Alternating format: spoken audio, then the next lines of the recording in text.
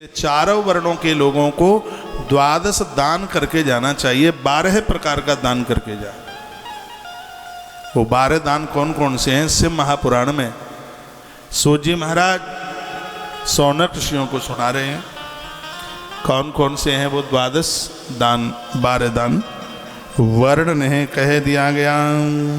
गवादीनाम द्वादशीनाम चैत्रादिशथाक्रमम गो भूतिल हिरण्याज्य पासो धान्य गुड़ानि च रौप्यम लवण कुष्मांडे कन्या द्वादशकम दत्त। ये 12 है।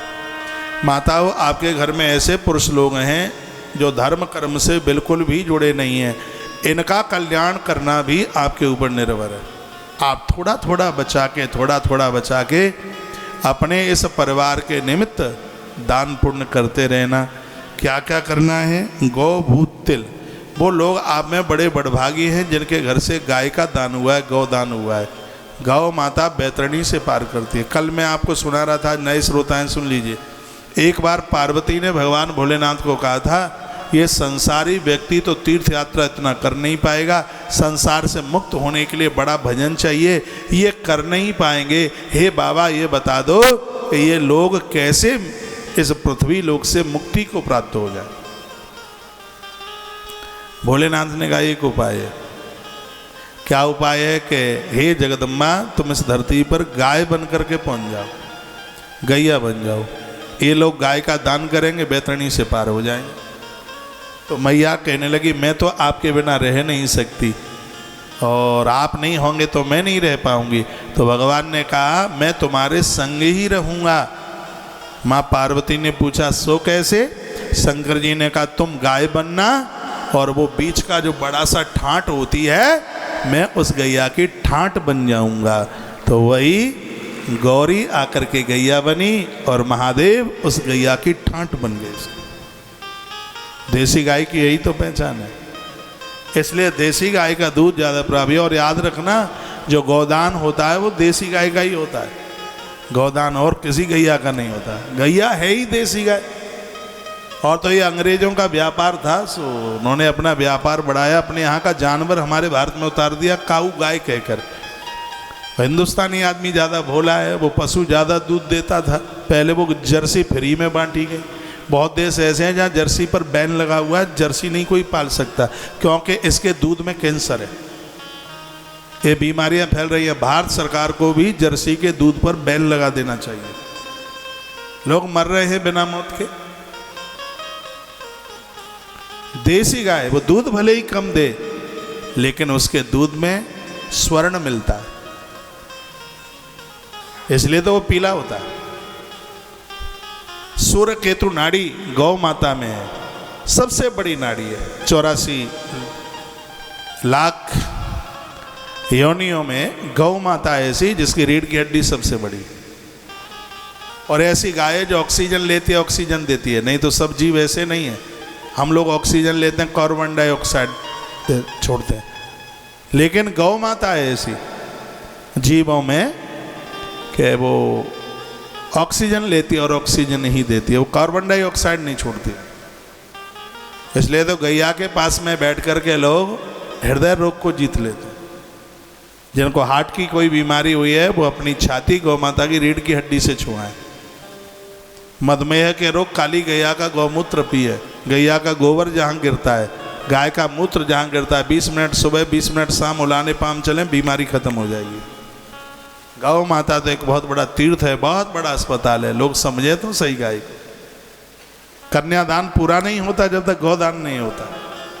जिन लोगों ने अपनी बेटियों का कन्यादान किया है वो गौदान जरूर करना। हमारी भारतीय सनातन संस्कृति में गौ माता की बहुत बड़ी महिमा है, गाय की भारी महिमा है। तो देखो लिखा गया है, गौ भूतिल हिरण्याज्य वासो धान्य गुड़ानि च। भगवान कृपा करे ये दान करने का सबको मौका मिल जाए। गौ दान, गैया का दान। गैया वहां देना जहां गाय की सेवा होती है। गाय बेके नहीं, गाय मरे नहीं, गाय की सेवा हो। ये नहीं कि भूखी प्यासी मर जाए गैया। ये तुलसी तपोवन गौशाला आप देख रहे हैं, सफाई देखिए, सबके नीचे गद्दे बिछे। बड़ा ध्यान इनको दिया जाता है, इनका बाहरी ख्याल रखा जाता है। एक यज्ञ नुमा मंडप बनाए, उसके नीचे गैया है। अब तो पूरा जितना भी निर्माण हो रहा है वो सब आरसीसी का लेंटर का हो रहा है, क्योंकि वो तपता नहीं है इसलिए।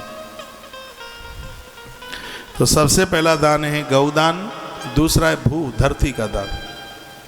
अस्पतालों के लिए, गौ सदन के लिए, शमशान घाट के लिए, बेटियों की जहाँ भांवरें पड़ती हैं तो बारात मंडप कहते हैं उसको, उसके लिए दी गई है जमीन। बहुत विशेष होती है। उद्यान, कुआं, बावड़ी, सरोवर, तालाब, इनके लिए दी गई जमीन बहुत ज़्यादा श्रेयस्कर होती है, बहुत प्रभावशाली होती है। रास्ता निकलने के लिए, मार्ग बनाने के लिए भूमि का दान किया जाता है। जहाँ हस्त, हस्त कहते हैं हाथी को, जहाँ हाथी, और अश्व, अश्व कहते हैं घोड़े को।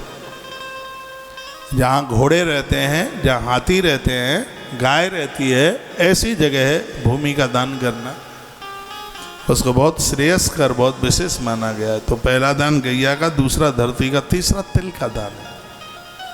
तिल का दान हवन में, यज्ञ में तिल का दान हो। हिरण्याज, हिरण्य कहते हैं सोने को, स्वर्ण का दान। बेटियों की आप शादी करते हैं, नकदी भले ही थोड़ी कम दे दें, लेकिन बेटियों को सोना जरूर दें, स्वर्ण। नाभि के ऊपर सोना पहना जाता है।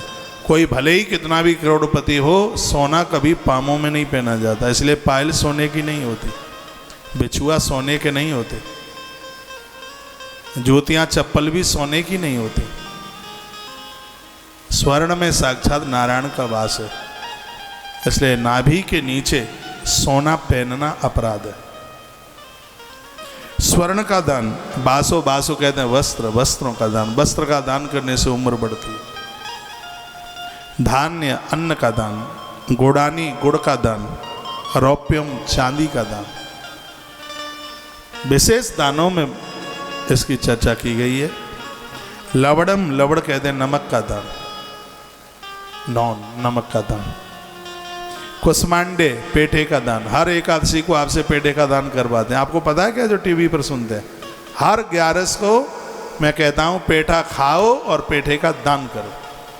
ये मिठाई और फल दोनों में आता है। देखो यहाँ स्पष्ट लिखा है कुसमांडे, पेठा। पेठे के दान की बड़ी महिमा। कन्यादान की लिस्ट में है पेठे का दान, इसलिए हर 11 को, ये आप देख रहे हैं, ये बहुत बड़ी व्यवस्था में हर 11 को इसका वितरण होता है, पेठे का दान। इसको खाएं भी और इसको बांटे भी, तो बड़ी महिमा है इसकी। और 12वें नंबर पर कहा है कन्या द्वादश करता। 12वें नंबर पर कहा कन्या, बेटी का दान। अपने बेटी नहीं हुई है तो कोई गरीब की बेटी का विवाह कर देना। विवाह ना कर पाओ तो उसमें सहयोग कर देना। ये द्वादश दानों की बात बड़ी अद्भुत की गई है, बहुत दिव्य की गई है। एक बार जयकारा लगाइए भगवान के नाम का। बोलो शंकर भगवान की जय हो, श्री हनुमान जी महाराज की जय हो।